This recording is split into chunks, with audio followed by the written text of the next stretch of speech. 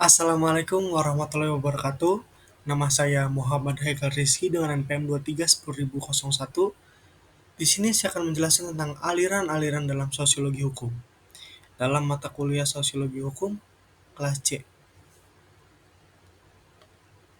Nah, aliran tuh apa sih? Jadi, aliran itu adalah sebuah pandangan, pendekatan, dan teori tertentu dalam memahami hubungan antara hukum dan juga masyarakat. Sedangkan, sosiologi dari segi etimologis berasal dari gabungan dua kata, yaitu socius dalam bahasa Latin yang berarti teman atau kawan, dan logos dalam bahasa Yunani yang dapat diartikan sebagai kata atau berbicara.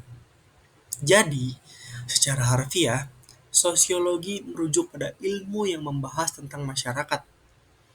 Sosiologi hukum adalah cabang ilmu sosiologi yang mempelajari hubungan antara hukum dan masyarakat. Sosiologi hukum meneliti bagaimana hukum mempengaruhi masyarakat, serta bagaimana masyarakat mempengaruhi dan membentuk hukum. Dalam sosiologi hukum, perhatian utama diberikan pada studi tentang bagaimana norma-norma hukum terbentuk, diterapkan, dan berubah di dalam masyarakat. Pada presentasi kali ini, ada dua aliran yang ingin saya bahas. Yang pertama ada aliran positif. Aliran positif adalah aliran yang dipelopori oleh Donald Black. Aliran ini adalah aliran yang hanya ingin membicarakan kejadian yang dapat diamati dari luar secara murni. Aliran positif tidak mau memasukkan hal yang tidak dapat diamati dari luar, seperti nilai dan tujuan. Donald Black berpandangan bahwa sosiologi hukum hanya berurusan dengan fakta yang dapat diamati, dan tidak memikirkan tentang adanya tujuan hukum, maksud hukum, dan nilai hukum. Sehingga, hukum adalah apa yang kita lihat dan terjadi dalam masyarakat. Lalu yang kedua, ada aliran normatif. Aliran ini dipelopori oleh Philip Selznick, Jerome Skolnick, Philip Nonet, dan Charlin. Menurut aliran normatif, hukum bukan hanya fakta yang dapat diamati, melainkan juga suatu institusi nilai. Sebagai institusi nilai, hukum bekerja untuk mengekspresikan nilai tersebut dalam masyarakat. Maka dasar atau landasan yang hakiki bagi kehadiran hukum dalam masyarakat menjadi hilang jika hukum tidak dilihat sebagai institusi. Berdasarkan aliran normatif, para ahli berpendapat bahwa ilmu hukum dan sosiologi memiliki keterkaitan yang sangat erat.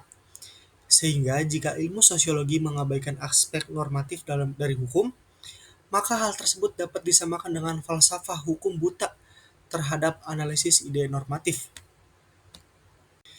Sosiologi hukum selain dipengaruhi oleh dua aliran positif dan normatif, juga dipengaruhi oleh beberapa mazhab, yaitu yang pertama ada mazhab formalistis. Beberapa ahli filsafat hukum menekankan bahwa hukum dan prinsip moral memiliki hubungan yang sangat penting. Namun, ahli filsafat hukum yang biasanya disebut kaum positivis malah berpendapat sebaliknya, yakni hukum dan moral merupakan dua bidang yang terpisah dan harus dipisahkan. Salah satu cabang dari aliran tersebut adalah mazhab formalistis, yang teorinya dikenal dengan analytical jurisprudence. John Austin adalah tokoh mazhab formalistis dan terkenal dengan doktrinnya, yaitu hukum adalah perintah dari mereka yang memegang kekuasaan tertinggi atau dari yang memegang kedaulatan. Menurut John Austin, hukum adalah sistem yang logis, tetap dan bersifat tertutup, dan oleh karena itu, ajarannya dinamakan analytical jurisprudence.